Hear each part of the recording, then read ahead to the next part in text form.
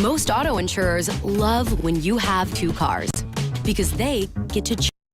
President Trump following through on a number of promises to change U.S. policies on gender and diversity, ordering all federal diversity, equity, and inclusion employees to be placed on paid leave starting today. Eyewitness News reporter Irene Cruz live here in studio with the latest on that. Irene. Yeah, the big takeaway here, John and Rachel, is that we're seeing a sweeping dismantling of diversity and inclusion programs in federal government. Diversity, equity, and inclusion, or DEI employees, will be put on paid leave at 5 p.m. today. Any DEI-related web pages by the Office of Personnel Management will be taken down as well. President Trump signed a new executive order called Ending Illegal Discrimination and Restoring Merit-Based Opportunity. This could mean overturning anti-bias training to things like funding for minority farmers and homeowners. Trump calling all of this discrimination and insisting on only merit-based hiring. Meantime, the fight over Trump's birthright citizenship executive order is going to court. Birthright citizenship means anyone born on U.S. soil is automatically a citizen regardless of their parents' immigration status. A federal judge in Seattle will hear a request tomorrow by 4 states for a temporary restraining order. And California has now joined 17 other states suing the White House over the executive order, the suit saying the president is trying to change a constitutional principle. This stands to impact more than 20,000 babies born each year in California who would have been citizens who should be citizens. I have one message for President Trump. I'll see you in court. Also, deportations continued in Arizona yesterday. They have been happening regularly since June, when former President Biden limited asylum. Trump has promised to remove millions of people from the country. Ahead, President Trump has his first sit-down interview of his second term. It will air tonight from the Oval Office, and he will talk about the dozens of executive orders so far and his first 100 days in office. Hello, I'm Mark Brown. Get more great ABC7 content by clicking the subscribe button for our YouTube channel, and download the ABC7 Los Angeles streaming app on Fire TV, Android TV, Apple TV, and Roku to watch on your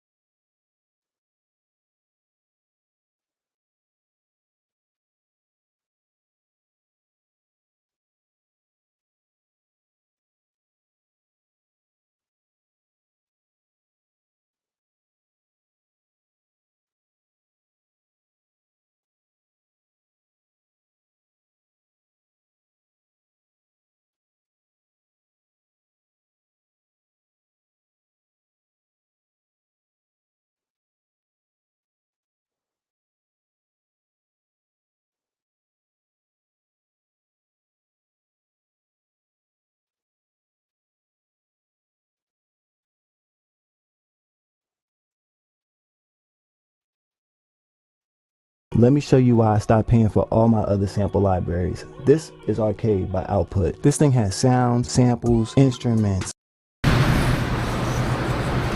안녕하세요. Hello. I go to Dalian? Dalian? I have ticket.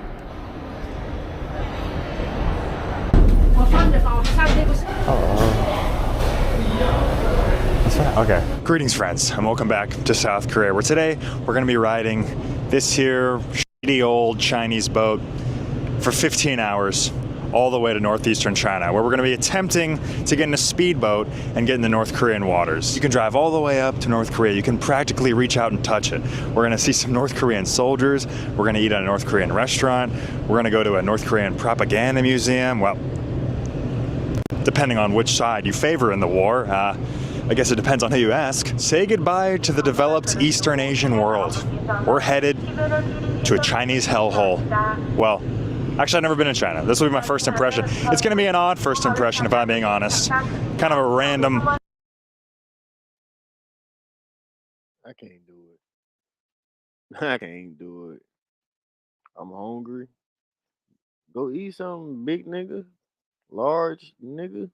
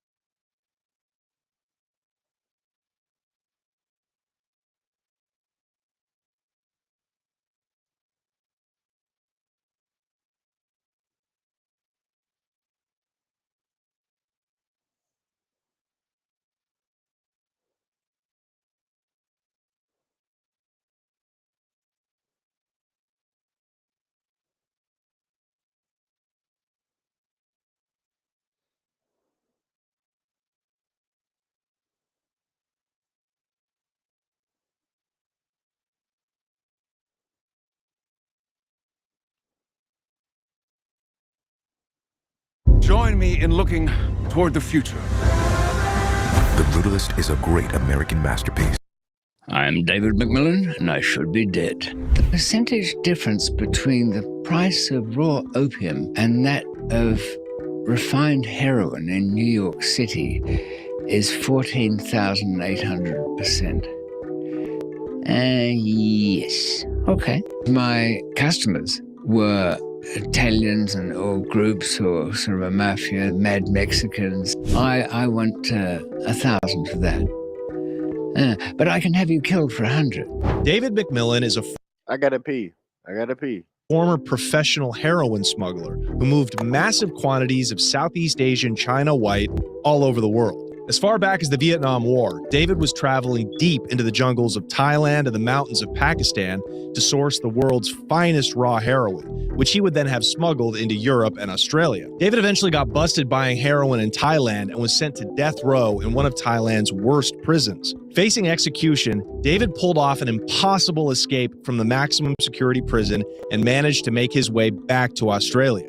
Today, he lives a quiet life in England and is the author of several books about his life story, including the bestseller Escape, the true story of the only Westerner ever to escape from Thailand's Bangkok Hilton. You will not find another story from an individual quite like David. And for a bonus episode, as always, check out that Patreon, patreon.com/TheConnectShow. Ladies and gentlemen, enjoy David McMillan right here on The Connect with Johnny Mitchell. 3 plainclothes Thai detectives have walked in the door. I'm screwed. They grab me, they take me back to Chinatown. It's full of policemen. There's USDA in there. One guy was set on fire, had contact glue poured all over him, and then he was torched. I think I've bitten off more than I can chew here. We might have to do a deal for the girls. I knew the only way out is you do it yourself. Don't worry about 10, 15 years. Won't be there longer than a week. I'll set up the escape. The escape from prison. Yeah. That's when I see the lights behind me start to flash. And I didn't even think, I just hit it. I was driving like my life depended on it. Then I parked the car, hopped out, closed the door, and I started running. And he pulls out a burner, a shank, it's like 6 inches. And then he passes it to me. And he goes, here, that's yours. Don't ever leave the cell block without this. He was the reason I made it out of that place alive. What's really cuts to the core of what makes this so compelling for me as the man, because we've talked to I don't know how many drug traffickers and outlaws and former criminals on this show, but most of them are not these thoughtful, erudite, educated, seemingly well-off people. So I am always fascinated because I started this show explaining about my story and what it was about my past that allowed me to become a drug trafficker despite all of these privileges and advantages. So you, David, what do you think it was? I'm David McMillan, and I should be dead. I have no earthly reason to be alive. And a lot of people would wish me dead, but because of the nature of the business I was in, smuggling narcotics. But as I point out sometimes, if I was, the story wouldn't be there. Of course. And that, even if it's my last gasping breath, is probably worth hearing. I think so. On my way in here, and welcome to London, by the way. Thank you. We're fans. We're fans of London. We're staunch patriots. We don't like leaving the borders of our great country, but I'm very quite impressed. So you were born in England, but you grew up in Australia. I believe your mother was Australian. Yes, in fact, really both parents were. My father, John McMillan, was born in Sydney, but he concealed that fact very carefully. And in fact, I've only found out a few things about him. He was, I did meet him briefly, though he wasn't really pleased to see me. Oh, you grew up without him? Yes. Okay, so you just had your mother. Well, no, I had 7 stepfathers, but and some of them very interesting. Some younger, some older. One a gynecologist, and that's how you met your mother. Very good diagnostician. Oh, Jim Troop was his name. He was one of a group of Melbourne, Australia, gynecologists who were breaking the abortion laws, anti-abortion laws, on purpose. They had been paying off the police, can you believe it? They had to pay the cops off so they could run their surgery. Wow. Yeah. And it was, the way they saw it were that they were proper doctors. These weren't backyard operations with an old coat hanger or something like that. I was about 14 at the time. So all the business was in cash, of course. And but he was now this was the thing. My mother always said, David, you were poisoned by that event, because he was a respected doctor among a group, very skilled. He was doing something illegal, paying off the police. The police were the enemy. They were the ones interfering in what we all thought should be legal, a woman's choice, after all. And so at that age already, I knew that the law didn't necessarily mean anything. It didn't mean it was right. Just because something was illegal didn't make it morally correct. And the forces of the law didn't necessarily mean anything, except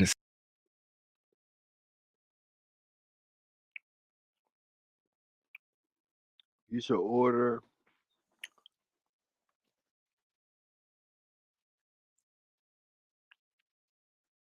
order a personal trainer, nigga. Fucking personal trainer, nigga. threat. Right. In fact, the very first arrest I had, I suppose, when I was about 18, 19, I can't even recall what it was for. Phony prescriptions, I think it was, for methaquinol. Quaaludes? Ludes. I don't see them anymore, do you? No. God. Golden age of prescription pharmacy. Huh? I've heard stories about Ludes. I'm sad that I missed that era. Apparently made still in South Africa and Switzerland for the adventurers. But this policeman said to me at my first arrest, very quickly, he said, you know, I've had a lot of young men sitting where you are. You'll be back. Anyone with $10,000 or more in credit card debt or personal loans may qualify for help from National Debt Relief. Getting started. I was almost kind of offended. Yeah. Because of the slur of being careless, you know. Yeah. I said, do you mind if I ask why? He said, because you don't care. Wow. There's nothing here that feels threatening to you. Right. I mean, I could hang you out the window and batter you around, but what's the point? Well, you're known as a heroin, kind of this artiste. is what I would refer to you as. Well, it depends on your viewpoint. Here they call it A-class drugs. Heroin is at the top of the tree as to be the most contemptible thing to be selling. Mind you, I've used it myself. I've had myself collected quite a decent old drug habit by accident in Thailand. Wow. I didn't really think anything of it. I got stuck in a hotel room for 3 weeks. Not much to do except watch Lee Marvin in M Squad in Thai. It doesn't sound quite the same. I didn't really want to drift too much from the hotel. Anyway, I was sniffing up these lines of China White. Thought nothing of it. Got back home, put everything away. Woke up in the middle of the night, kind of sweaty. I picked up a flu somewhere. There's something. I'm hungry. Made a sandwich, threw it out. Tried to have a drink. It tasted like aviation fuel. I thought I've got some sleeping pills. I know, I'll have some of that stuff. And then it just dropped on me. You complete plonker, David. You've gone and given yourself a Roger Rabbit. Yeah. Have it. Did you know when you first got into the business, you were selling some hash, I think, in high school? Yes, yeah. Stuff like that. But I really, from the age of 16, I knew that drug smuggling was it. How did you know that? Because I wanted the freedom that money has. Yeah. Was I a greedy slob? Maybe, probably. It doesn't really matter. But I certainly wanted that. Can you remember, Johnny, the teenage rage when your elders, but not tallers, tell you what to do? And you think, how can I conquer? Yeah. Money. It's the only thing anybody ever listens to. That's right. And I'm little or young. I need to be able to protect it, or they just come and help themselves. Sure. So I was running through this and went to the library and looked up profit, biggest.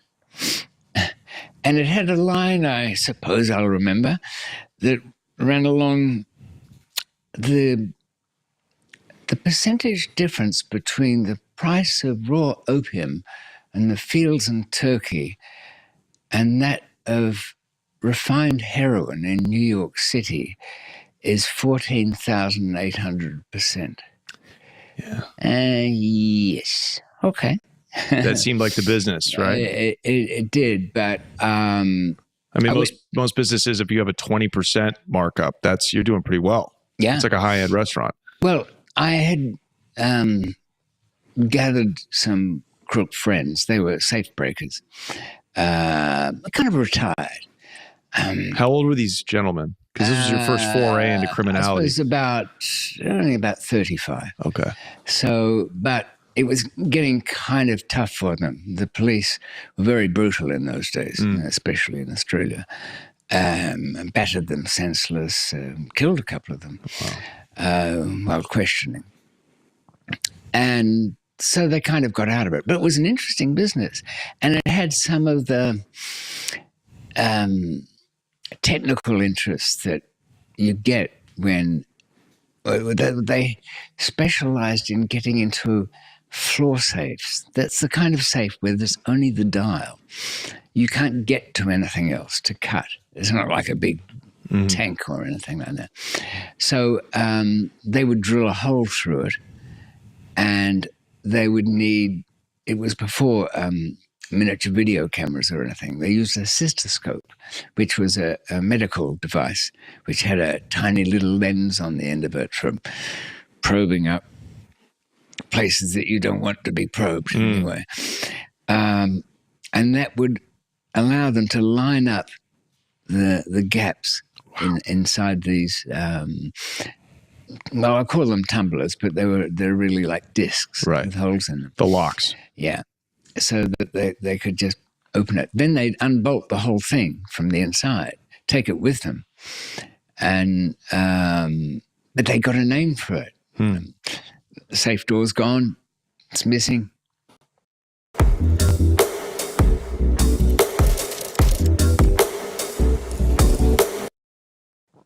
Yeah, it's them. Yeah. Wow. So anyway, they retired, but they had some money. They wanted to go into the dope business because, people around them, can you get some weed? Can you do this? Can you do that? Now, in Australia, there were quite a lot of cultivators among the Italians in the Murray River. And what year are we talking? Mid-70s. Okay. Yes, the pot trade, like in the United States, is exploding with Colombian weed being brought in by the barge load. Oh, yeah. So tell us what the weed looked like in Australia. Well, back in 75. Interesting you should mention it by the barge load, because I had 2 offers back then. Because I was traveling around, I went to India and I had no connection except for some guy in the Hare Krishnas, and that didn't work out. Then the Shoeshine boys managed to find me some very rough sort of street charas, the hash. But I kind of got over a couple of humps with all of that. And the 2 interesting offers were one from the Colombians, who would drop off weed up to the 12-mile limit anywhere. That was fine. Payment? Just give us something for now, and you can pay the rest later.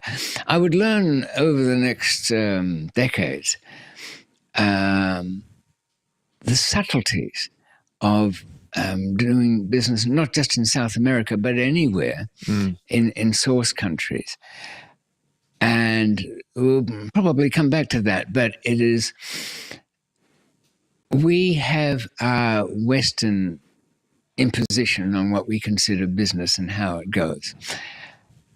At the other end of the world, where a policeman, just for example, can outprice himself.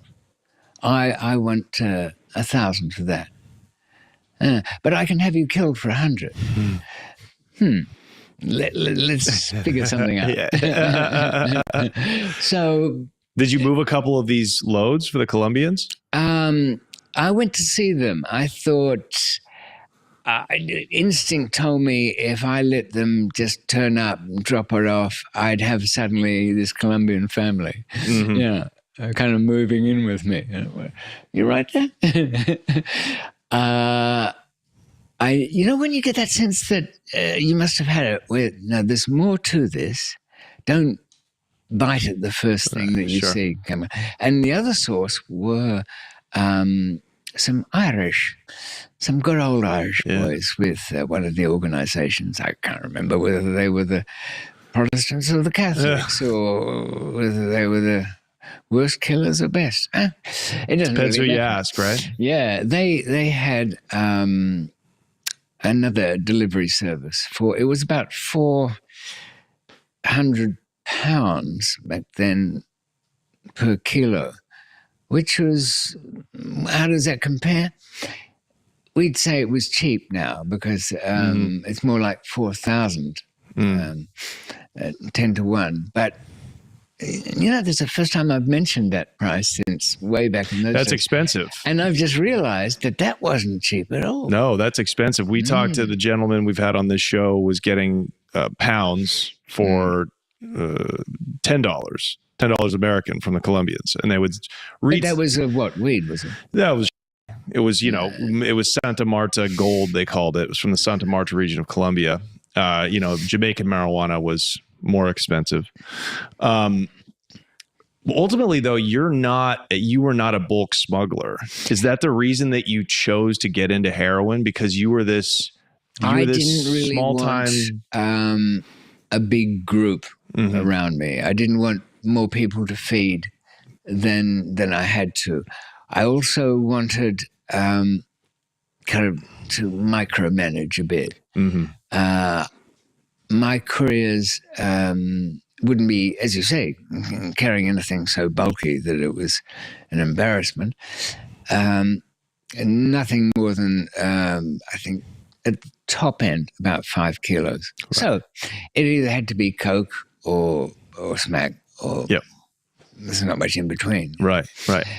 And getting through a kilo of smack in 1975 could make you more money than a fortune. How much could a kilo of raw heroin from Afghanistan, if you got it successfully to Australia, how much could you turn that around for?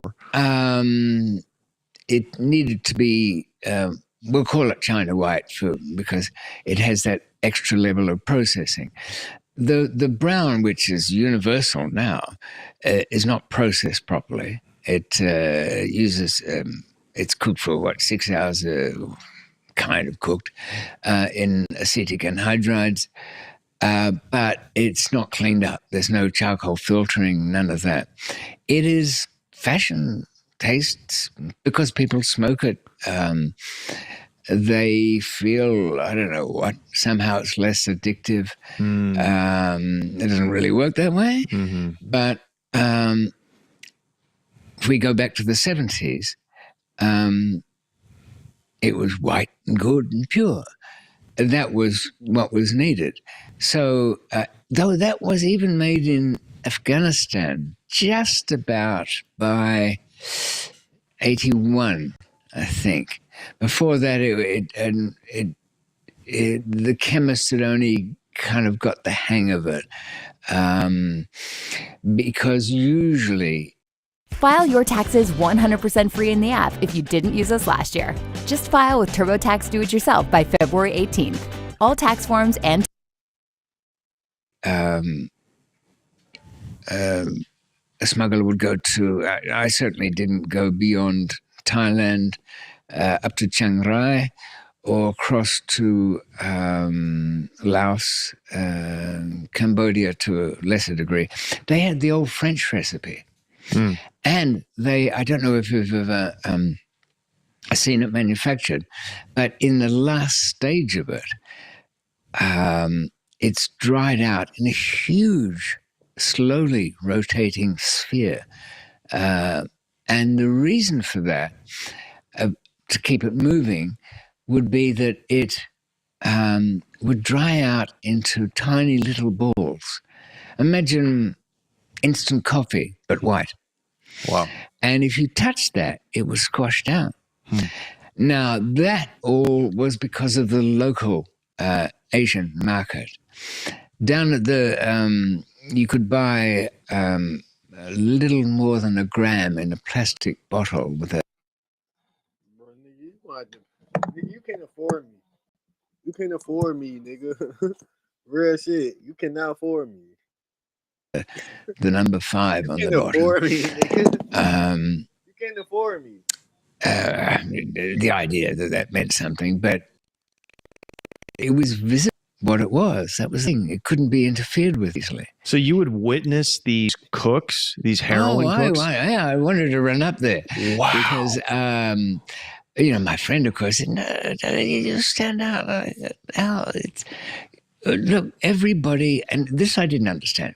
I had this concoction from fiction and the movies that somewhere in the jungles there'd be these armed men scowling around the place, and there'd be big guys stirring a vat of something or other.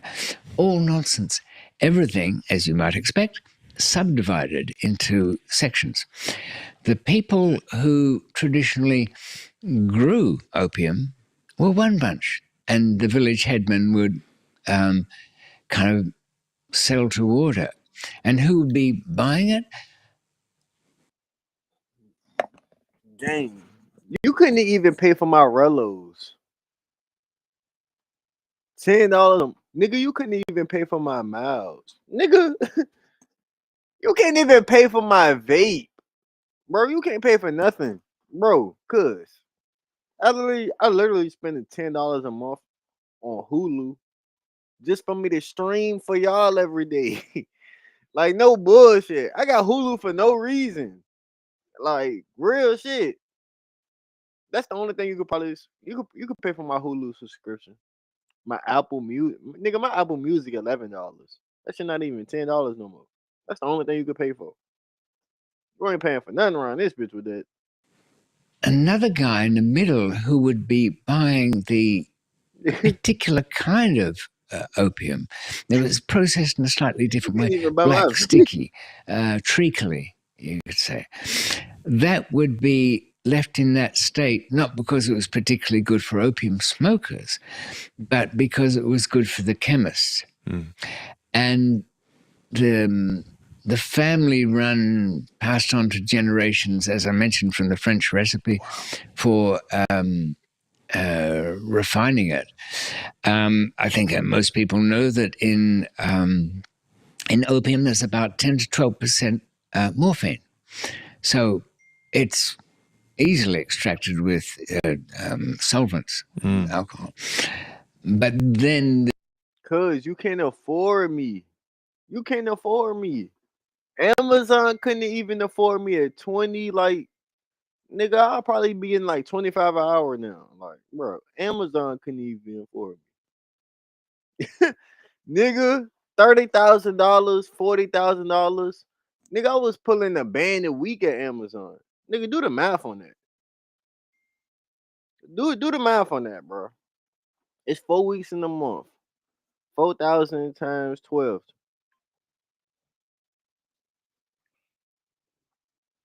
Damn, bro, my shit blowing up.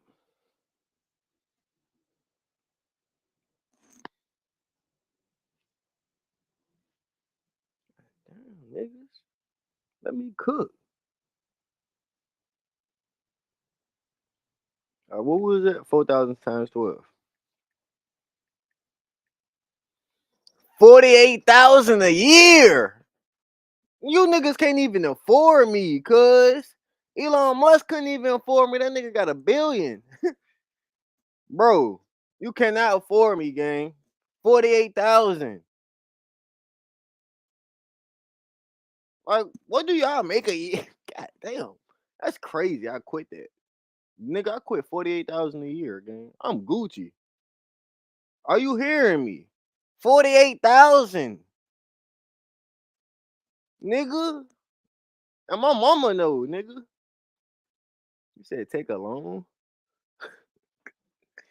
Nigga, you cannot take a loan. Ain't nobody give me your bro, nigga. Nobody give me your broke ass $50,000. Let's be real. Ain't nobody loaning y'all nigga no $50,000. Who loaning you that? Like, nigga, you like, bro, you gonna have to, nigga, 100K couldn't even get me right now. 100,000 a year couldn't even get me right now, again. I ain't even gonna lie. I'm beyond that.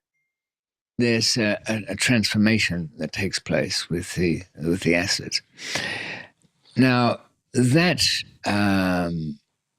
tradition of cooking it up would be a separate family business, as I say.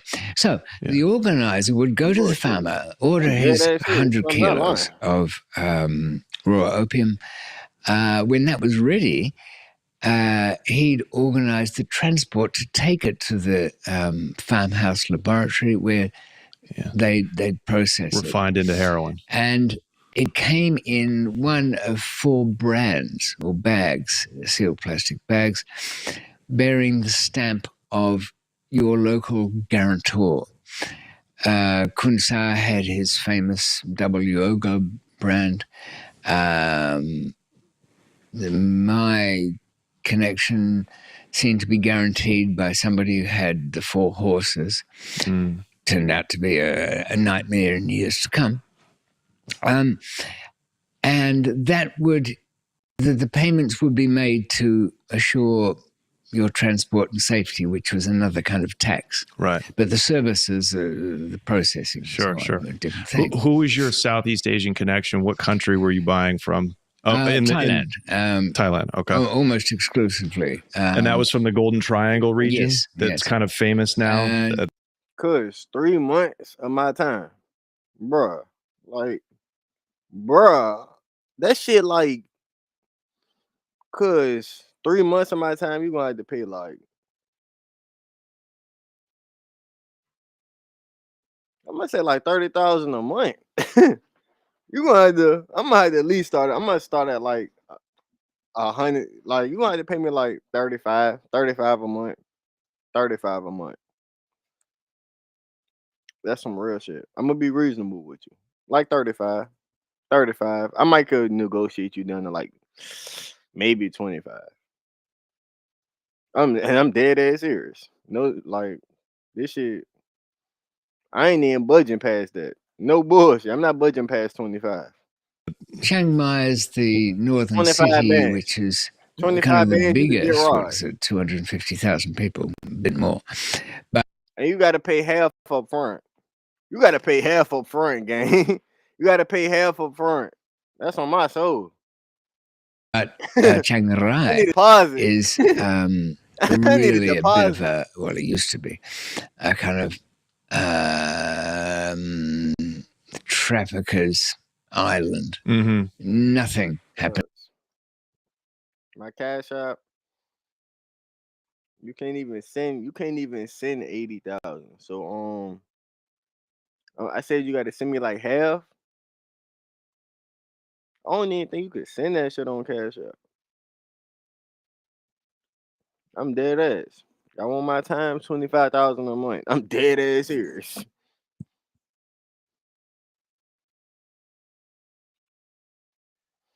What's the most? I think that shit like 10,000 the most you can send on this bitch.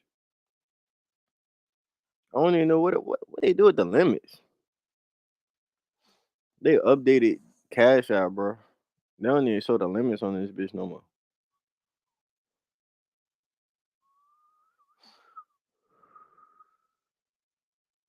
I don't even know what the limit is. Bro, you can't even send that shit on Cash App, bro. Why is you in here playing, bro? Like, bro, cause you do not got that.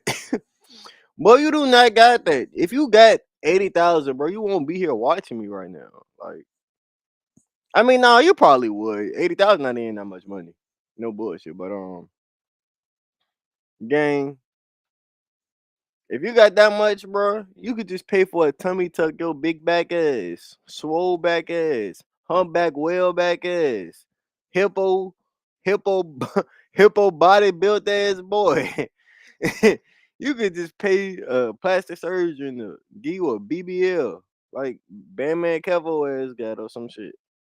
In that town without, big back ass boy. Somebody being connected Big with back business. ass boy. Now, how does this small 18-year-old kid make a connection with these rural heroin traffickers in like a no-go zone for even the military, right? Yeah. In Southeast Asia. It's unbelievable. So romantic.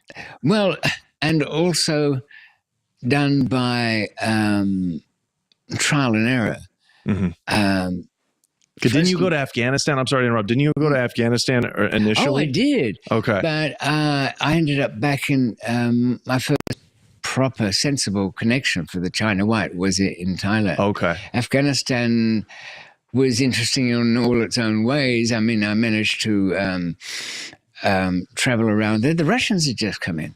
Sure. Extraordinary. Kabul was, you can't imagine it today with all the Ninja Turtles running around. Yeah.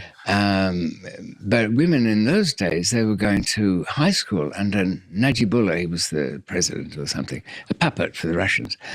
But they were losing men and bleeding money as well as blood, trying to keep control of it up there. But it was a very much different place. It was quite westernized. Sure, yeah. My friends had come from down in Balochistan, which is across the border.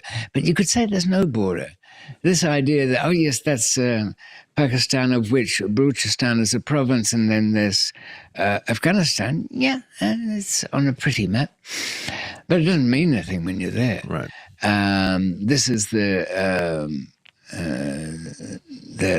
like Nurjahan Magsi was my guide and friend from back then. He was a tribal lord from Balochistan. So his connections went over into Afghanistan as well, of course. I see. And we traveled around and I could see, I got the sense that already this is not what I really need.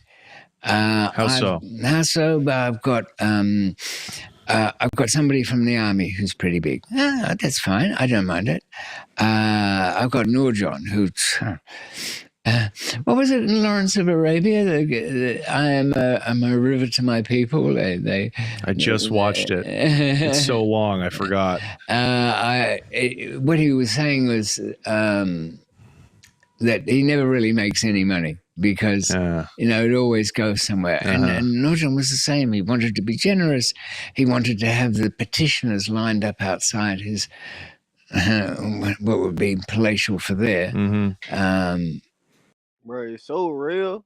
My lawyer birthday today. This nigga asked me what I'm gonna get him for his birthday. Like it's that real.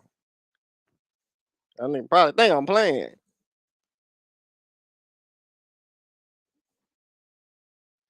I'm dead ass serious. I'm dead ass serious though. It's that real, like ain't nobody bruh. Like I don't even know what to get a lawyer. What do I get a lawyer? A lawyer texts me, I want something for my birthday. I don't even know what to get, bro. Is. Nigga, you a lawyer. Nigga, you $1 million nigga. Like, I don't even know what to get, bro. I'm gonna get bro some Jordans. Some Jordans. He knows some Jordans from a black man. He really mean that. That's something big to me. Give his ass some like Jordans or some shit. I don't know. I gotta think about that. What the fuck do I give a lawyer? What do you give $1 million nigga? Niggas don't even have these problems. Niggas don't be in their house thinking about what to give them. What do you give $1 million nigga that could buy anything? Nigga don't even be having these problems. Like, do your research. Do your research. Like, do your research. For real. I don't even know what do you give a nigga that have everything? Like, some Jordans, like I give you some shoes or some shit. I don't know, bro. I don't even know. Like, I'm gonna have to think about that. You give a nigga that could get anything. I don't know, probably. I don't know, bro. I'm gonna have to think about that. House. So this was, I could see this was out of You give control $1 million anyway, but I kept it all and did little things. So you scored when you went there? I got some hash and ran that back. How, commercial flights? Well, 4 kilos of it was, and then 6 kilos back out of New Delhi in a ridiculous contraption. I mean, we're jumping around here in time a bit. Yeah, we but will. I'll go back to first at this stage. And the first smuggling, I realized that this hash is pretty bulky. So I found a 1950s Grundig. Why would I give $1 million nigga some used shoes? Like, why would I give $1 million nigga some used shoes? That's why you in the comments and I'm streaming. Like, I wouldn't even say no ignorant ass shit like that. Like, your ass is dumb. That's why you in the comments and I'm streaming. Yeah, nigga, I'm gonna say it again. I don't give a damn. Like, what the fuck? That shit don't even. Like, y'all niggas. Like, this mindset y'all niggas be having. Set-top radio, which I just gutted. I didn't have time to be nice about it. Transformer went out, everything went out, the capacitors went out. There's nothing left. Just wrap this stuff up, stuffed it in there. Yeah. And a very sentimental, perhaps, or soft-headed Sydney customs officer let me go with it. Yeah. He knew what it was. Oh, yeah? Yeah. That's how poorly it was put together? It was buckled. I mean, I couldn't get it all in. It was curving on the top of the Oh, side. my God. You could smell it. Yeah. There was the red wrapper. I hadn't even bothered to unwrap some of it. So Poking out the side. Did you see that as a sign that heroin was the better business because it's just so much easier to consume? You know what it was? I got back to my friends. They said, "You're back. You're alive. You're not dead." No. But the last we heard, you were asking for some money in the middle of, bumfuck Egypt or something. No, nowhere near there. Anyway, no, I'm alive and back, and here it is. How much is that? I said, well, 4 kilos for you anyway. And they all looked at each other like this imbecile we send out the door with a few dollars, thinking you'll never see him again, is back here. David, why didn't you bring heroin? What? You just got through saying to me before I left how rotten it is, how your friends had gone down the gurgler, how some good robbers and top thieves had, wrecked their lives over it, and yada, yada, yada, yada. I didn't want anything to do with it. Yeah, but you can do it. That's when you couldn't do it. Yeah. That's when it was impossible. All right. So, basic lesson there. Yeah. Don't believe a word anybody says when it comes to their position on things. Right, especially not in the drug game. No. Oh, not in plutonium. Powdered bacon. He married, bro. Why would I get him a hooker? He's married. Why would I get him a hooker?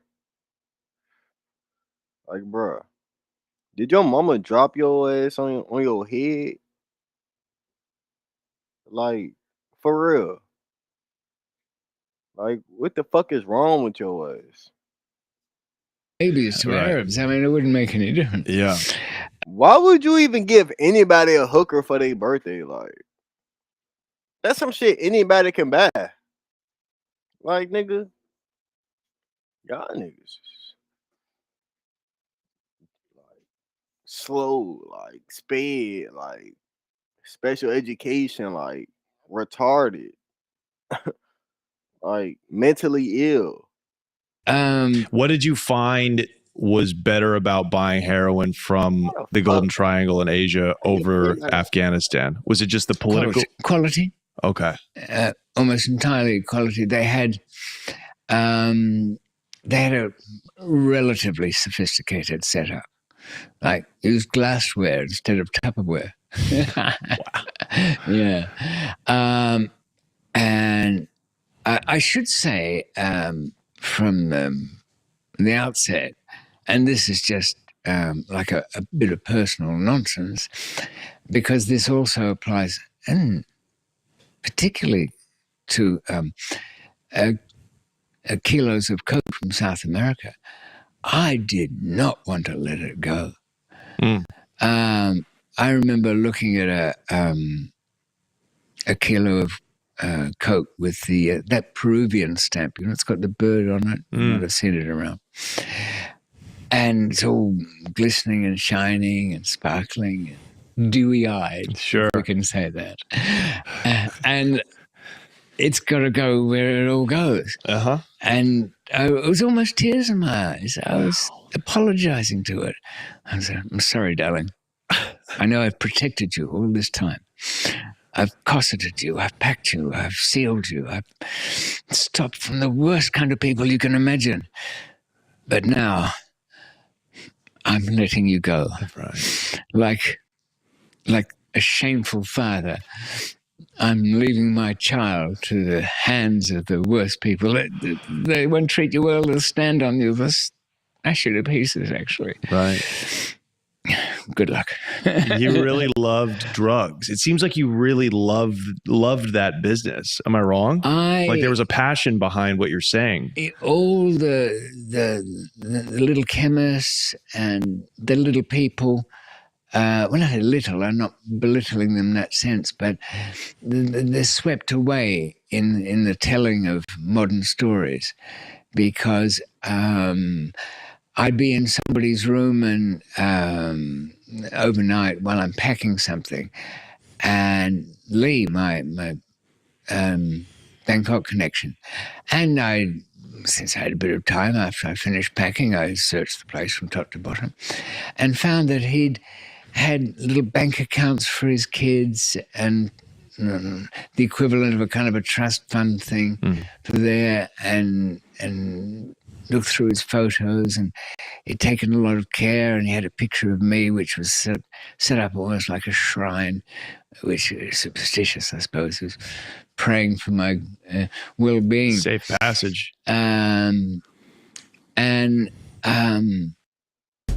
Most auto insurers love when you have two cars, and they love it even more when you have a driver.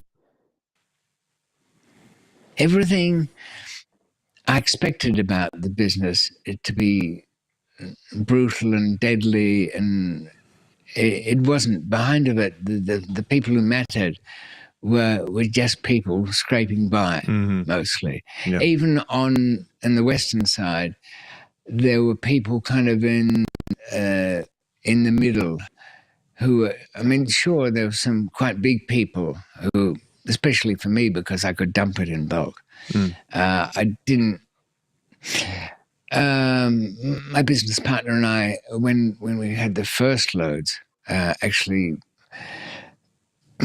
did the equivalent of dime bagging it, but making them up into these little capsules. And then it was a very strange thing in a sense, because we'd got a house to operate from, and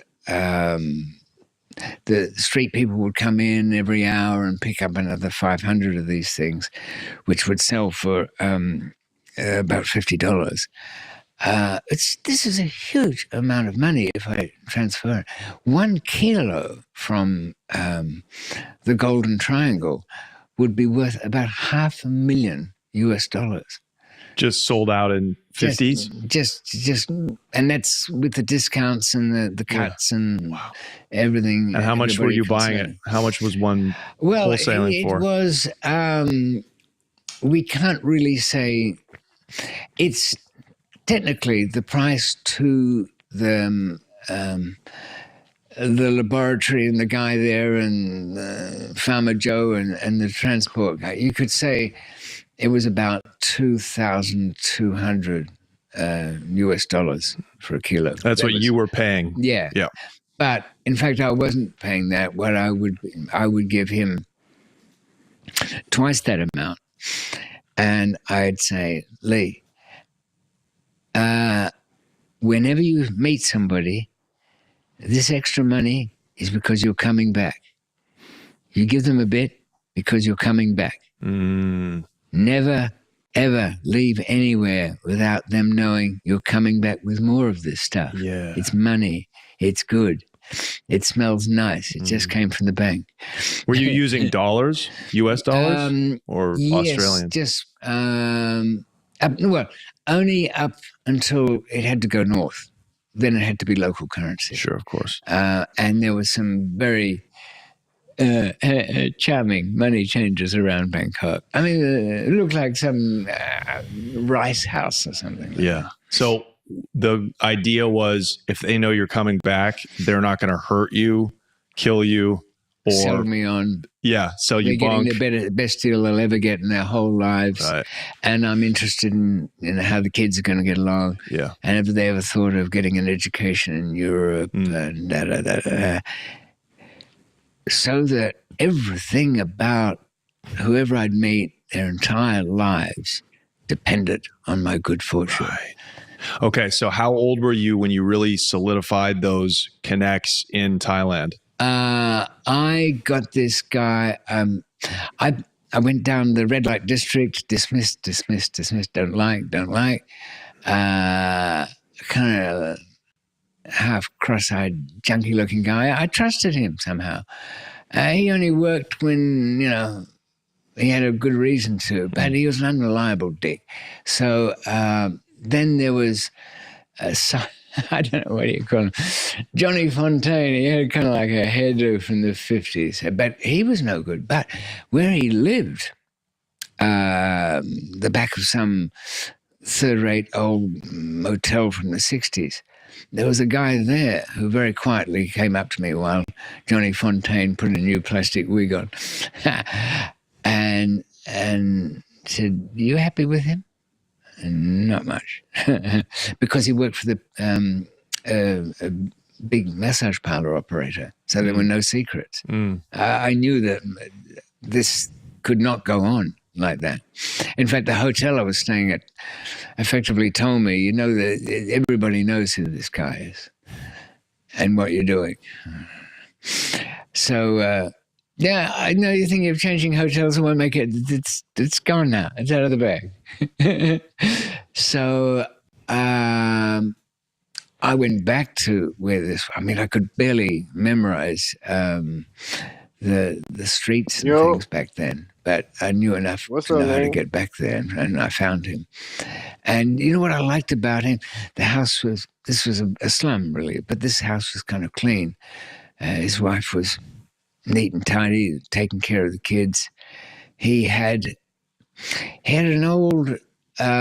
What's the Impala? Chevrolet, isn't it? From the 60s, which he lovingly kept going. And you know why I like that?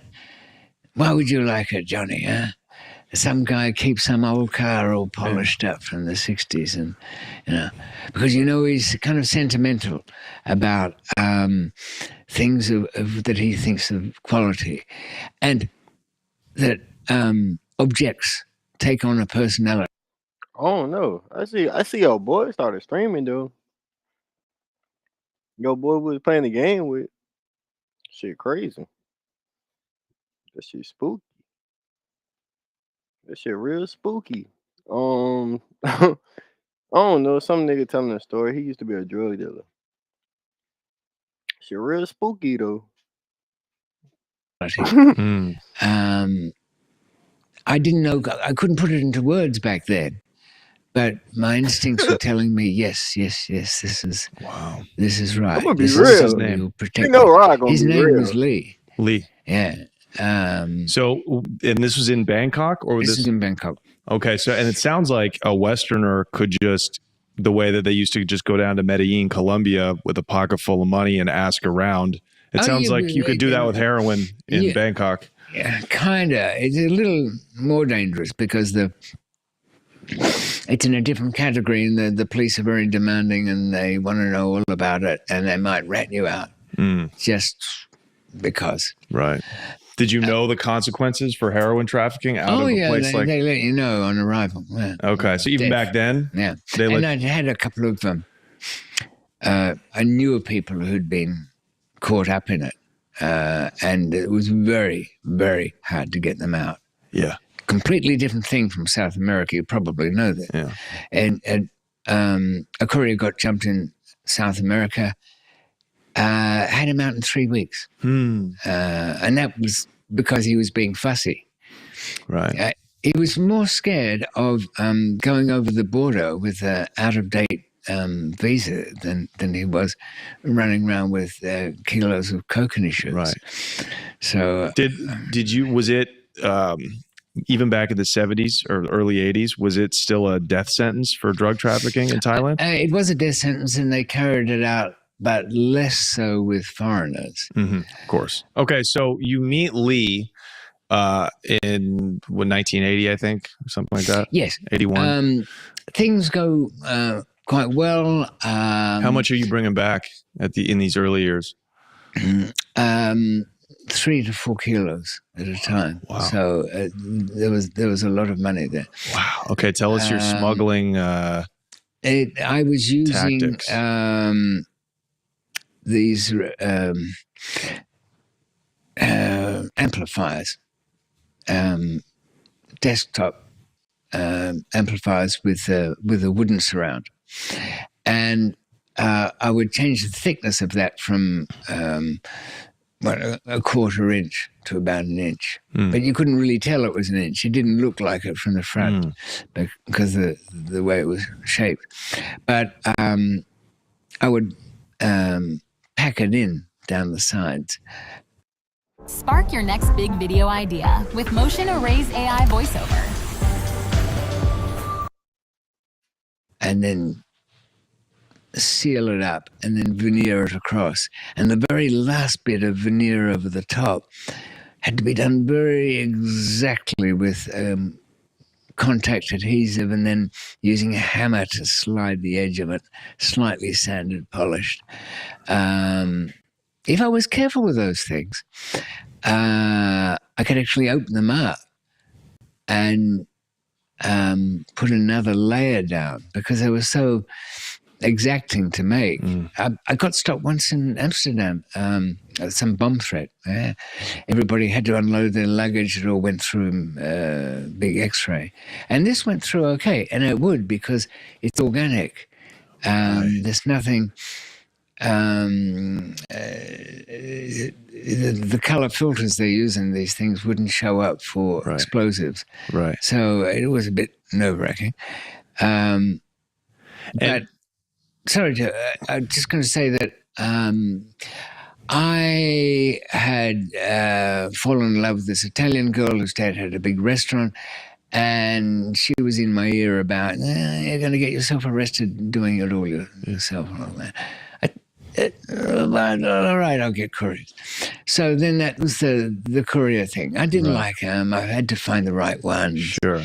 I had to kind of work out what was good about one and what was not good. The ones who were, I very quickly realized that people who are criminals, not particularly good. No. Nervous as hell.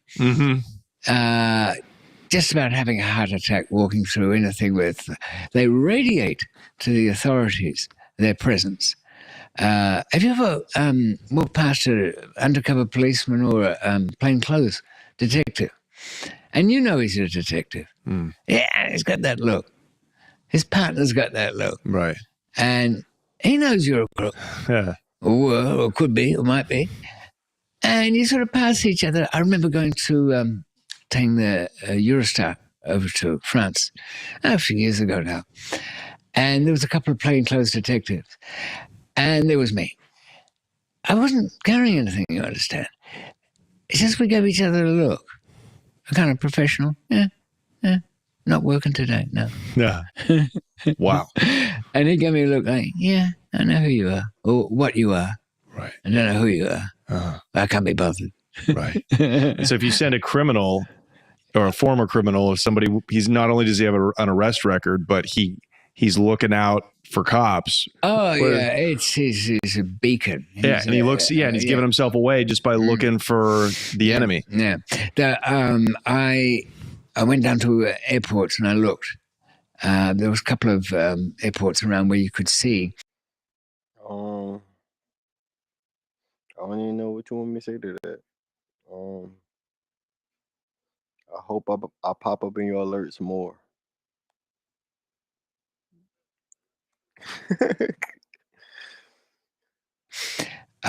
Which I people pop up got more. lamped on by customs or the authorities. And it wasn't very helpful, except it was in a way because different airports had different techniques. The Italians like to make a mess of your stuff, but don't do anything in the end. Japanese will let you go if everything is like a Zen garden packed in there and all of that. The ones that are almost unbeatable were Heathrow Terminal 3. They had this, you want to call it a technique? I don't know if it is one. They would take the newbie customs officer down there and say, grab whoever you want. Now, this is a Jamaican flight. There's going to be people with coke on it. So, but that's not very helpful. Just go for it and see what you get. Or this is a flight from New Delhi. There's going to be somebody on there. And they just trial and error and develop a kind of hunch feeling about it. They probably couldn't put it into words either. But what I needed was somebody who was blind to all of the things you and I might look for. And why? Because of some glowing inner confidence, a fantasy. And these were the kind of gamblers in the sense that destiny has decided that I will be rich and famous or wonderful. Everything in my life will be perfect. You know, I found those people. Then that's what I would tell them. Okay. You don't really want to know what it is. It doesn't make any difference. Look, if, and it won't happen, but if something happens, this is what you do. And then I come and get you. Okay. What would you tell them what happened? Well, I mean, it depends. It would be true to an extent, but the police learned quickly enough not to go for that one. I would tell them that what you do is that if they're going into it and they found an object which they love, you're gone. But this is how you get out of it. You've got to deliver it in 2 hours. No, I don't know the guy's name. I mean, I know Freddie, but it's fake. I can tell because the guys under him were calling him out their names and slapping them. So where is it? At a hotel, at the coffee lounge. I was supposed to be there at 3:00.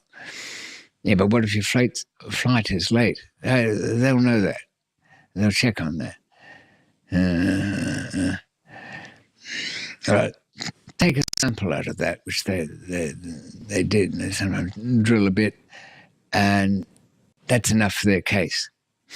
They've got the evidence. So that when they come back to it later on, they've arrested me, they've arrested him.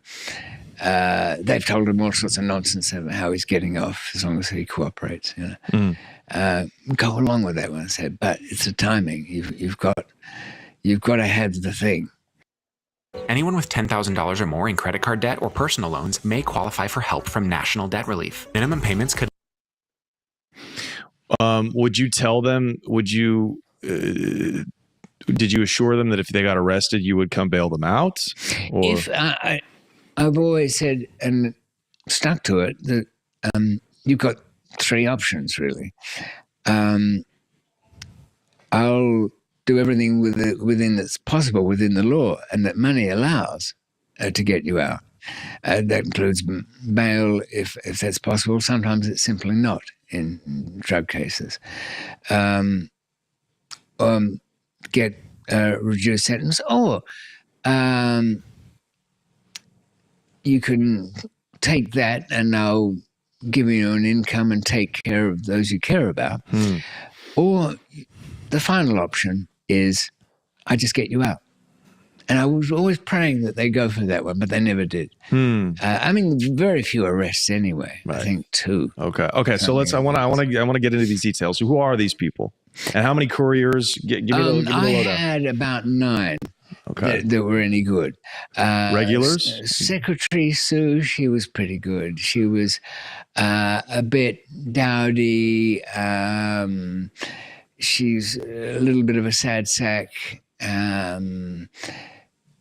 She kind of smelled like she worked in an office or something like that. She was on her own. Had to be very careful about, I don't know what are these things. Some people are always sending couples. You can send women on their own. That can be fine, but it does have to be the right kind. If anything has got the slightest taint of the street on a girl, you can't have it. She's a goner. Right. And that won't do any good. Was it a race thing? Did you only send white people? Did that matter in Australia? It always matters. Are you going to shave off 30%, even in the most enlightened part of the world? I mean, there's a lot of the French are used to seeing African origin people around, but they a lot of the people in the business who are from Africa, like the Nigerians, are always up to such mischief. I found a place once in this was in Pakistan. It was an airport. There was only an international airport twice a week. And it went from Faisalabad to Abu Dhabi. So they didn't really set themselves up for it properly. Now, a lot of people get arrested going out from there because they've got nothing better to do and they know they're always up there. So I went, I'll check this thing out. It's perfect. There's nothing. They don't care. They're stamping people out. The desk is wobbling. They haven't even got the ink for their pad. And I spotted a Nigerian guy there. I went straight up to him. I said, you guys have got to do it, don't you?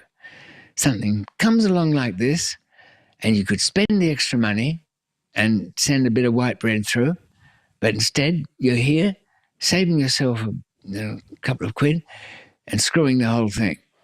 It hasn't even dawned on these idiots that this is a way out properly. And here you are declaring it. I don't know what you mean, man. Look, I'll give you some money for off. How much? Oh, it's going nowhere, this. You can't. It's just, So were these all Australian people, your couriers then? No. Australia's very much a bit like the US. There's only a certain amount of second and third generation Australians, whereas there's lots of people. The first waves of immigration came from Greece and Italy, and then they had Asian people coming through, especially from Vietnam after the war finished. Okay, so it's very normal to see a lot of diverse people coming in. Yes, it's not. But then again, Australia had its own... really, it'd probably be worth... we should knock out a guidebook to the world as to how each country sees itself and treats foreigners and thinks of customs, things like that. Australia had very much a systemized thing. I don't know whether it's like in the US, but they had, when somebody come in, they'd rank them because of where they'd come from. Then they get a customs form which is stamped and then marked with a code. And the code of the day varies, but the code letter will indicate what level of search that person's going to get. So it's worthwhile getting the code of the day. I had these little forms made up, the rubber stamp that went with it, which was predated and stamped to come in, but we just need the code. So I'd send somebody on a very, very safe journey. You couldn't get any safer. It'd be from Auckland in New Zealand to Sydney. Nothing doing it. No conceivable thing would anything be brought from that thing. So when they get stamped through, they might get a Y, and they generally use the phonetic alphabet like Delta, X-ray. These were the kind of words they used for their coding. How did you pick up on how? I kept seeing this thing there, and I was normally pretty safe, and other people had different ones and waiting for the luggage, and I'd kind of think, is this good? But I'd walk straight through, and I'd hang back a bit and see what happened to people who had different marks on it, and they'd be sent over there to be. And they have this nice trick with working in pairs. Okay, you haven't. You and your friend are customs inspectors. You haven't got time to check everything. In fact, almost no time. You can open the bag, but you're picking up things. So, one of you simply picks things up, looks at it, and puts it on top of the lid. Now, when that lid of the suitcase is open, it's dropped onto the hand so you can feel the weight in case it's been dummied up. So when a toilet bag's picked up, zip, put it aside, dealt with. See the pattern it's following? Hairbrushes, tap, tap, and they go to the side.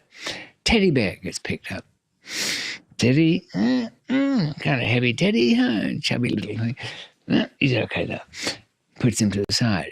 Now, the passenger, and I've always said to them, do not look at what they're doing. I don't want you staring at your luggage. I don't want you any interest in that. Don't be too gabby. Don't be surly and whatever. Just